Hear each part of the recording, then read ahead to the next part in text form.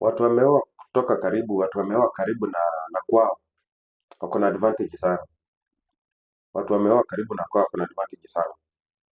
Imagine hapo kwako njaa imeumana, imeshika. Hmm? Imeshika. Umelala njaa karibu siku ngapi? 2 na mko karibu na watoto watatu. Unakaa hivi unapima, hakuna rada. Sasa unachora kwa mfuko uko na do ngapi? Uko na 20 bob. So unaamua hii 20 bob, unatuma bibi yako mahindi choma hapo mahali wanachoma mahindi hapo kwa soko, na unamtuma mahindi choma. Alafu unamwambia sirudi mapema, kae apige story na wenzake huko. Akishaenda, wewe vuka hiyo barabara enda kwao. Wakikuona hivi kwanza vaa vizuri, piga suti enda kwao. Wakikuona hivi na suti, kaa kwa nyumba kwanza, chai washapika. Wewe kunywa chai, bomoa na hiyo mkate buduba bomoa. Kidogo kidogo ugali na kuku ama na nyama. Bomoa hizo vitu.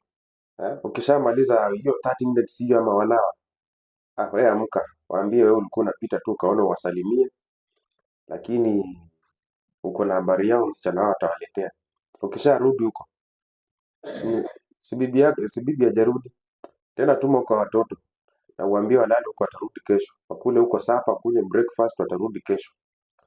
Huyo mtoto wao akirudi asubuhi, akirudi na hiyo mahindi yake choma, mwambie wewe kula tu, na kuhurumianga sana. Acha kule hiyo mahindi choma.